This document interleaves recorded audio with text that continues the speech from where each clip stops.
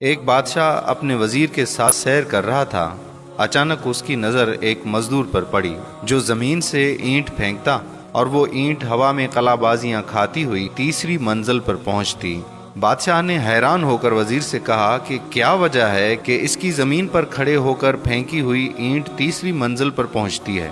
کیا یہ اتنا طاقتور ہے؟ وزیر نے بادشاہ سے عرض کیا کہ حضور، اس میں طاقت کے ساتھ ساتھ ایک اور عمل کار فرما ہے، اگر جان کی امان پاؤں تو عرض کروں؟ بادشاہ نے کہا کہ کہو، کیا کہنا چاہتے ہو؟ وزیر نے کہا کہ بادشاہ سلامت، ضرور اس کی گھریلو زندگی بہت ہی اچھی گزر رہی ہے، اسے گھر کی طرف سے کوئی پریشانی لاحق نہیں، اسی وجہ سے اس کی اینٹ تیسری منزل پر پہنچتی ہے۔ بادشاہ نے کہا کہ تحقیق کی جائے۔ وزیر نے کہا جی حضور۔ دوسرے روز وزیر نے چند افراد کو تحقیق پر لگا دیا۔ ایک ہفتے بعد ان افراد نے جو رپورٹ پیش کی وہ اس طرح تھی: اس مزدور کی بیوی شام ہوتے ہی اپنے شوہر کے انتظار میں بیٹھی رہتی ہے۔ وہ جیسے ہی گھر میں قدم رکھتا ہے، اس کی بیوی نہانے کے لیے فوراً پانی کی بالٹی اور نئے کپڑے رکھتی ہے۔ مزدور جیسے ہی نہانے سے فارغ ہوتا ہے، یہ اس کے لیے کھانا لگا دیتی ہے۔ کھانا کمال احتیاط سے پکاتی ہے، نمک اور مرچ کا خاص خیال رکھتی ہے۔ کھانے سے فارغ ہونے کے بعد لیٹنے کے لیے بستر لگاتی ہے۔ سونے سے پہلے اپنے شوہر کو پینے کے لیے دودھ دیتی ہے۔ کسی پریشانی کا ذکر نہیں کرتی اور صبر سے کام لیتی ہے۔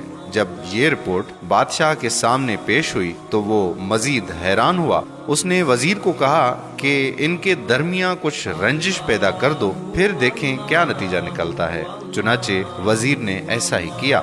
وزیر نے کسی طریقے سے اس کی بیوی کے کانوں میں یہ خبر پہنچا دی کہ تمہارے شوہر کے چند دوسری عورتوں سے ناجائز تعلقات ہیں۔ بس پھر کیا تھا؟ شام کو مزدور جوں ہی گھر پہنچا تو کیا دیکھتا کہ نہ تو نہانے کے لیے پانی کی بالٹی ہے، نہ ہی کھانے کا انتظام ہے، اور نہ ہی سونے کے لیے بستر۔ اس نے بیوی سے وجہ پوچھی تو وہ لڑنے کو دوڑی۔ مزدور نے بہت صفائی پیش کی، لیکن بیوی تھی کہ میں نہ مانوں۔ غرض چند دن یہ قصہ یوں ہی چلتا رہا۔ ایک دن وزیر نے بادشاہ کو کہا کہ بادشاہ سلامت، ہم سیر پر چلتے ہیں اور اس مزدور کی حالت دیکھتے ہیں۔ بادشاہ وزیر سمیت سیر پر نکلا اور اسی مزدور کے پاس پہنچے تو کیا دیکھتے ہیں کہ مزدور لاکھ کوشش کرتا ہے لیکن اینٹ پہلی منزل سے اوپر جاتی ہی نہیں۔ بادشاہ وزیر کی فہم و فراست کو مان گیا اور اسے یقین ہو گیا کہ اینٹ کو تیسری منزل پر طاقت نے نہیں بلکہ گھریلو خوشگوار زندگی نے پہنچایا ہے۔ اس قصے سے یہ ثابت ہوتا ہے کہ اگر کسی کی ازدواجی زندگی پرسکون ہے تو وہ زندگی میں کامیابیاں حاصل کرتا ہے۔ لہٰذا ہماری بہنوں کو اپنے شوہروں کا خیال رکھنا چاہیے۔ وہ جب بھی گھر پہنچتے ہیں تو جھگڑنے کے بجائے ان کی خدمت کریں اور ان سے بہتر سلوک رکھیں۔ آپ نے سنا ہی ہوگا کہ ہر کامیاب مرد کے پیچھے ایک کامیاب عورت کا ہاتھ ہوتا ہے۔ مرد کی کامیابی عورت کی کامیابی ہوتی ہے۔ لہٰذا ہماری بہنوں کو یہ بات سمجھ لینی چاہیے کہ اگر آپ کے شوہر کی کامیابی ہوگی تو یہ آپ کی ہی کامیابی ہے۔